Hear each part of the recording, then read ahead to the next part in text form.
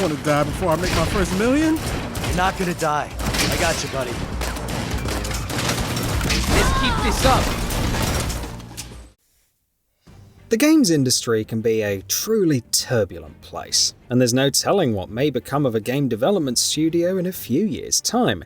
As the cost of development continues to rise with each new console generation, each project comes with a massive amount of risk for the stakeholders. And if that risk doesn't end up paying off, publishers and investors usually resort to strict measures, which could range from cancelling future projects to downsizing employees to even outright closing the studio itself. We've seen many promising studios fall due to such unfortunate scenarios, and the recent closure of developer Volition is the latest in the line of many such cases.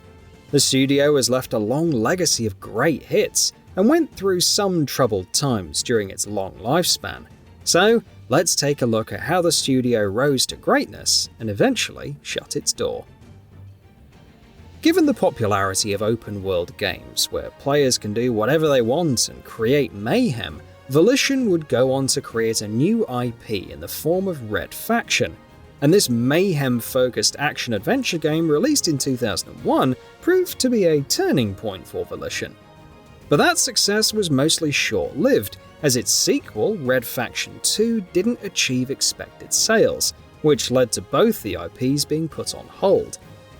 Volition would go on to work on a franchise that would go on to define the developer for the foreseeable future.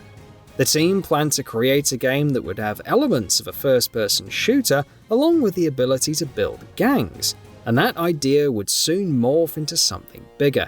An open-world game that would expand on the concepts of contemporaries like Grand Theft Auto while infusing its own ideas into the mix.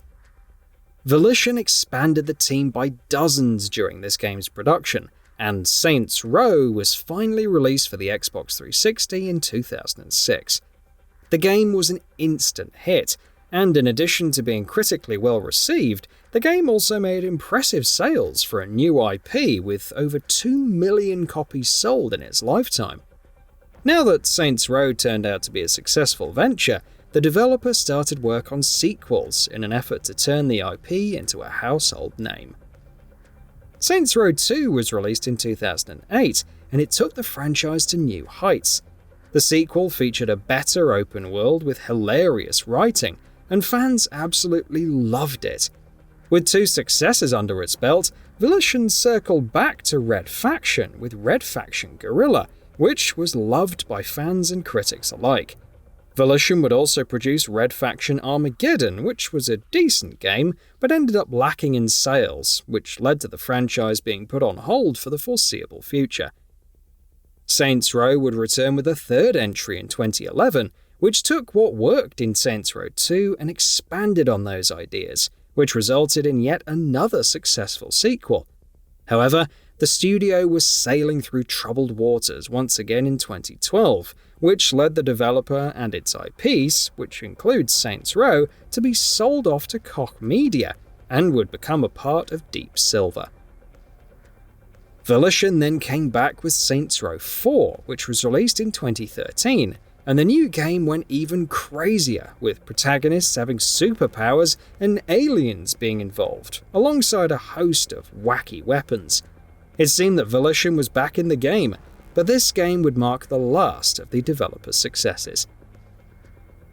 After Saints Row 4, the developer released Agents of Mayhem in 2017, which was a spin-off to the mainline Saints Row series.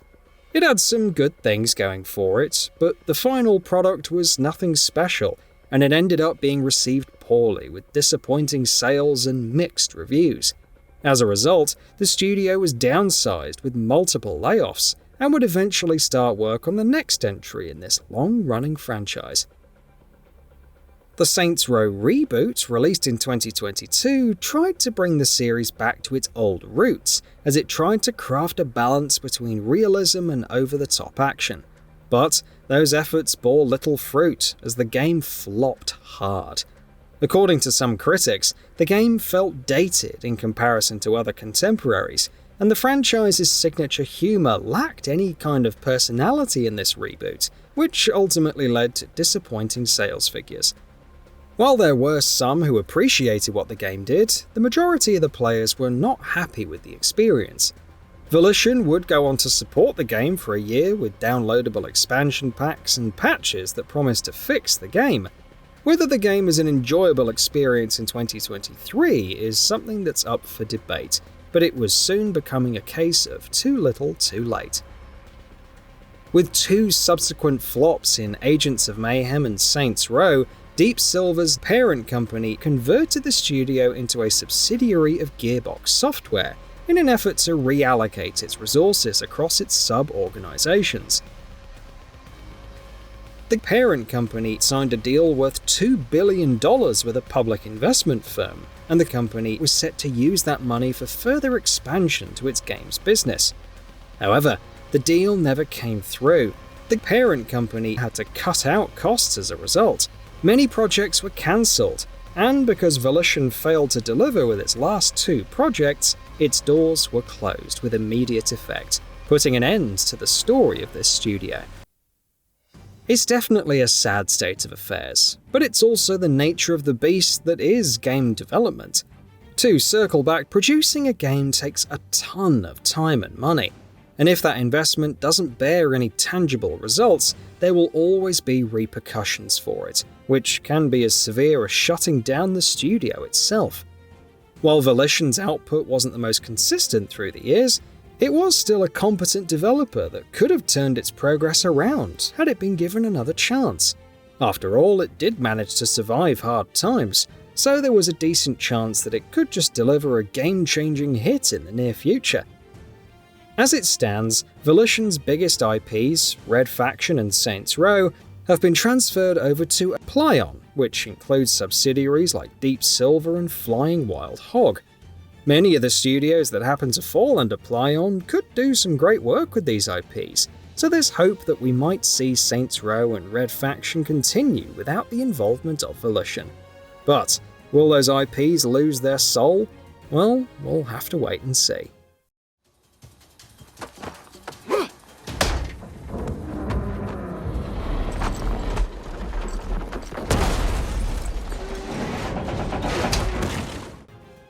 So what are your thoughts on this? Go ahead and share them in the comments below. And if you like this video, please subscribe to the channel and enable all notifications by clicking the bell icon to get new video updates. We upload every day and would really appreciate your support. Thanks for watching.